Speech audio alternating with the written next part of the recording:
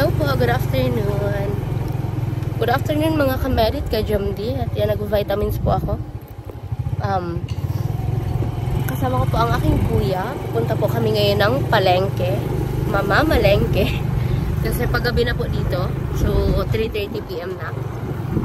Magluluto po ako ng dinner. So, mag-ihaw kami ng fish. Yan, isda po muna tayo ngayon. Kasi pag nasa city, palagi po kaming karne, manok. Kaya, dito sa probinsya, dapat ay gulay naman at isda. Yan, magluluto po ako mamaya. Pang ilang days na namin dito. Parang 4 days na ata po. 4 days na namin dito sa Albay.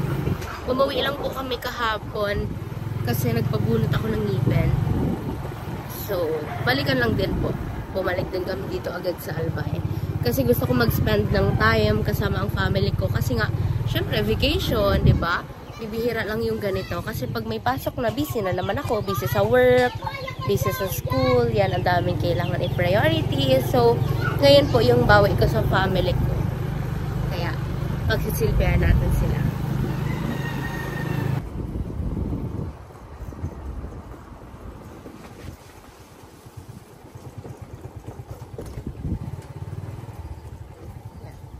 Yan po ang ilog sa amin. Ganda talaga dito, guys.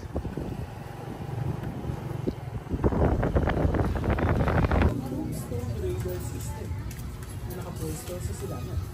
Ang radar na ito ay kaya mag-detect ng hanggang 100 na target ng sabay-sabay at magbigay ng detalyadong impormasyon para sa S-400 upang magandang tumpak ang kanilang mga atake. Ang Tombstone ay nagbibigay ng mataas sa buong depensa ng base. Kaya ang pagtanggal dito ay maaaring magresulta sa pagtawag. Ambalengke na din po ako ng pang-almusal bukas. Yan. Isda po ang binili ko at may binili po ako kagabi na itlog na maalat, tapos talong. Yan. Breakfast for tomorrow. Tapos yung dried fish and dried pusit na pinadala ni Tita Castella. Yan ang almusal namin bukas. Gigising pa ako ng madaling araw para ipagluto ang aking magulang. Wow! For the wife material ba na tayo, guys? Pauwi na po kami. Sobrang ganda ng weather ngayon dito. Pero sana hindi umulan. At paano ako makakapag-ihaw kung uulan? Makulimlim po. Kasama ko ang aking kuya. Siya po ang aking driver for today's video. Wala pa po ang aming papa. Baka pauwi pa lang yon. Umuwi po siya ng naga, may inasikaso. Kaya 4 lang kami dito sa Albay. Pero sana umuwi siya ngayong gabi din. Pero ang alam ko, balikan lang naman si Daddy. Sana. Para makatigam siya ng aking lulutuin, guys. Diba? Mga titas, mga mamis, yan. Nakita niyo po kung paano ako magluluto. Charis.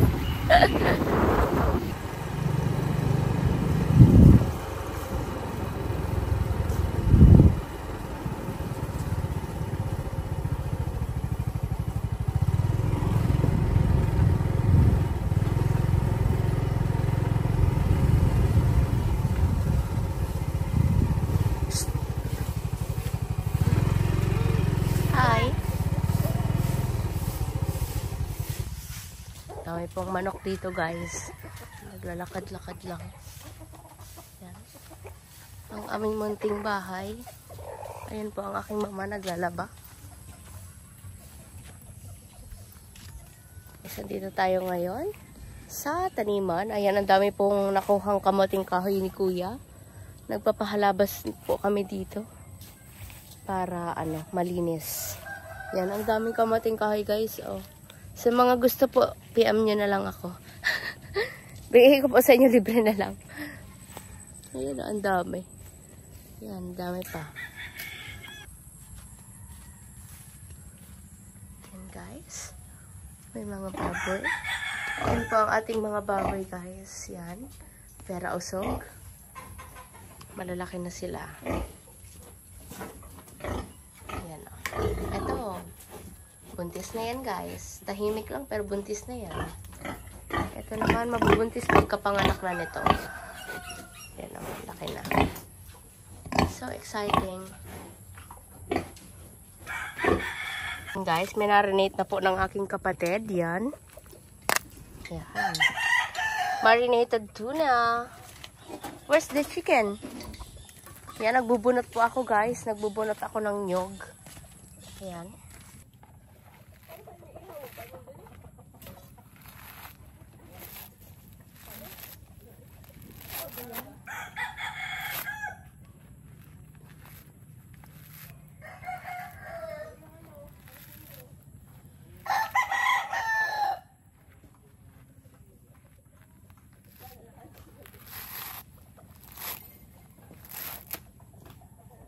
Adobohan mo lang. Sige na.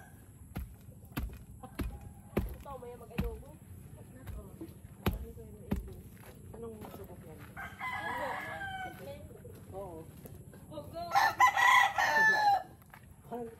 Go!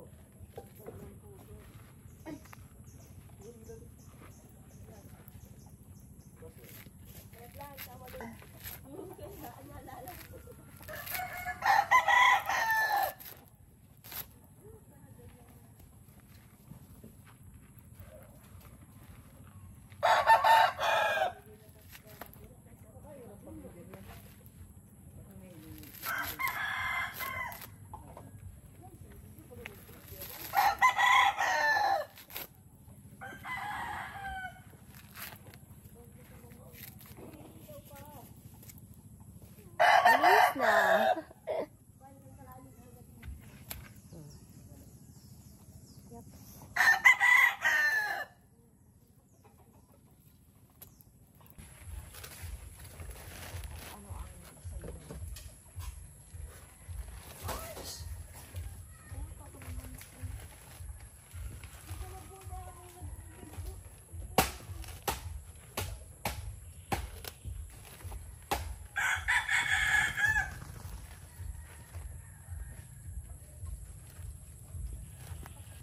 See.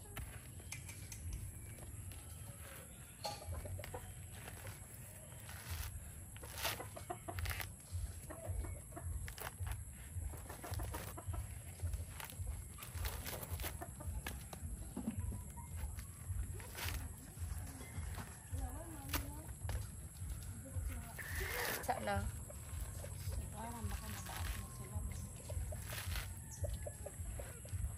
Nagtutunog na. May tubig. May tubig na.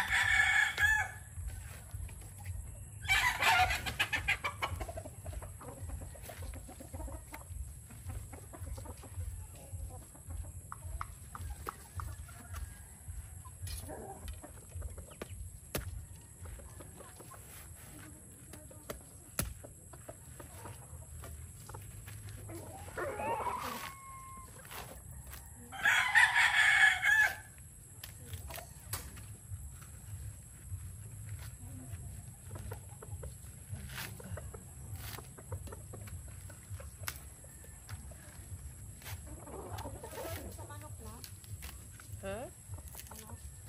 Anong manok mo?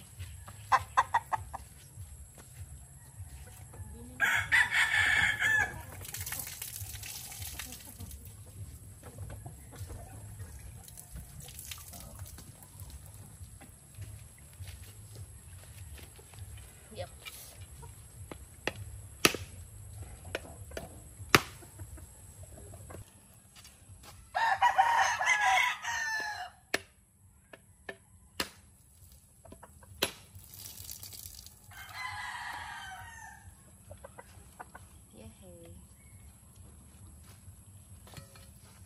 May ampol.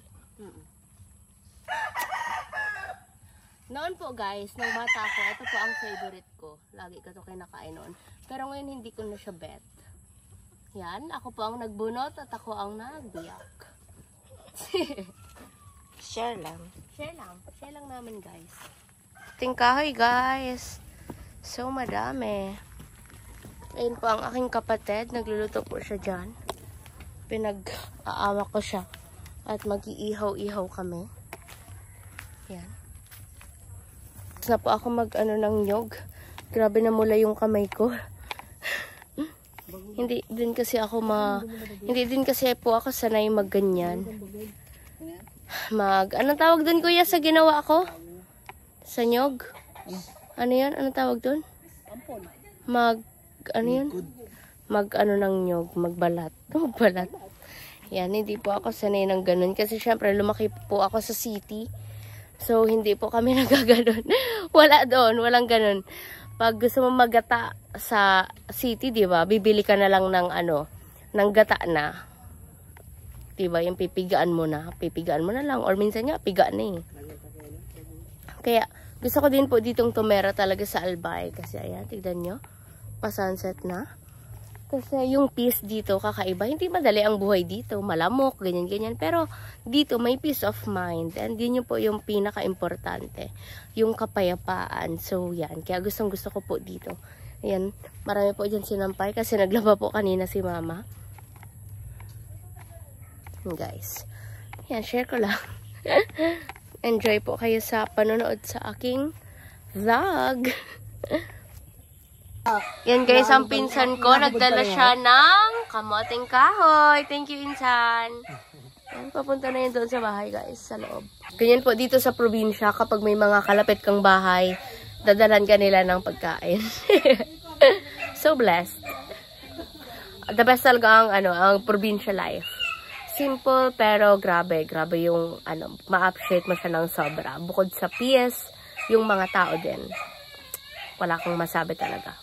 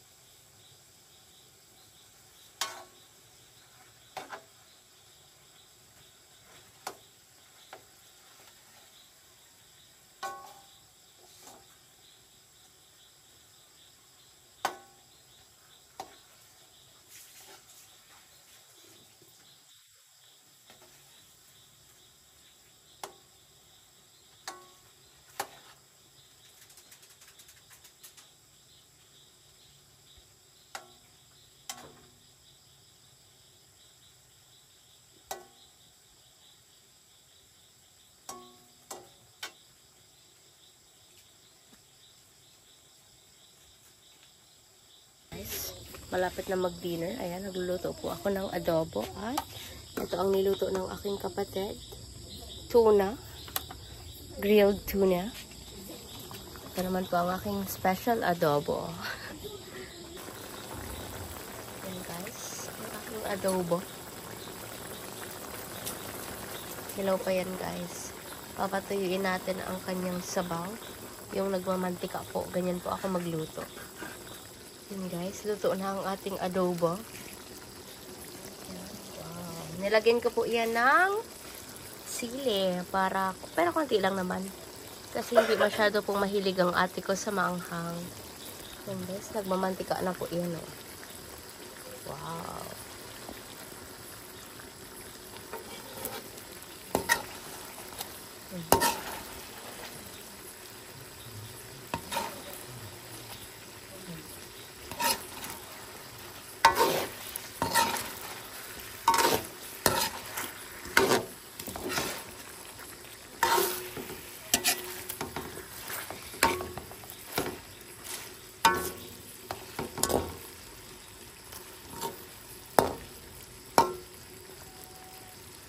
Pati yung laman niya, oh, sobrang lambot na. Humihiwalay na siya sa buto.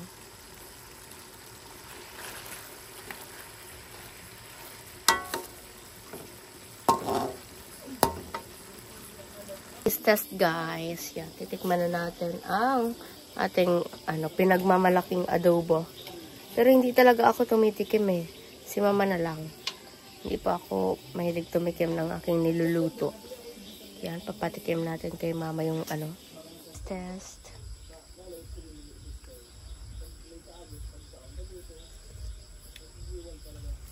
Sarap pa? Okay na, sarap. Pwede na mag-asawa. Pero hindi pa ngayon. Kamamaya, sabi ka mag-aasawa. Congrats. Sarap ma. Wow.